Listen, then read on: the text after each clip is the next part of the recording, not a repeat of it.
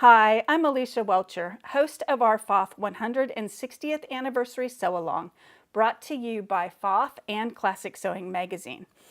I'm going to take a couple of minutes here to show you how to sew your Pintucks in the round. This is a great way to sew a lot of Pintucks very quickly and very easily. So what we're looking at here is just a close-up of my needle. I have removed the accessory tray from the machine to expose the free arm. Okay, and that's very important. You need to be using your free arm to do this.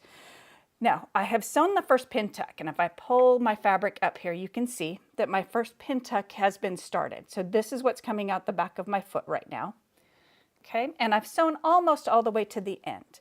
Now, to do this normally, what we would do is we would stitch our Pintuck to the end, we would cut our threads, then we would start back up at the beginning with the Pintuck, the current Pintuck, in one of the outer grooves of the foot. Now where we save time here is in not having to start over again. So to do this in the round, what we're going to do is we're just going to wrap the beginning of our fabric around the free arm and back up so that the beginning and the end of our fabric are together. Okay, and they're just butt one up against the other. So I'm just butting the beginning end of my fabric to the end of my fabric. I'm also going to take my Pintuck that is currently stitched, and I'm going to aim that Pintuck for the outside groove in the foot in this case, because I want them to be about 1/4 inch apart. So I'm going to aim for that outside groove. Okay, so I'm just going to continue to stitch here. And I'm going to try and keep both of these fabrics fairly close together, and you can see that I'm aiming that Pintuck for that outside groove. Okay, now we just stitch as if we had started over with our fabric being flat.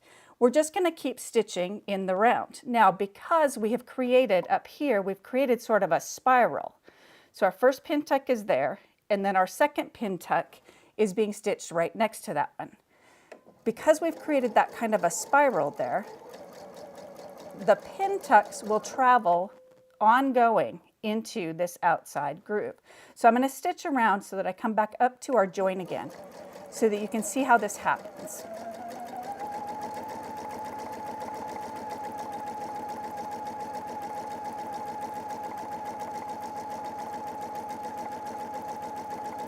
Okay, so now you can see the first time I did this, the first time I went around, I aimed the beginning of the first Pintuck into that outer groove. Now, because I made this kind of a bridge here across both pieces with that second Pintuck, now when I get up here, my second Pintuck is going to stay in that groove. Just like this.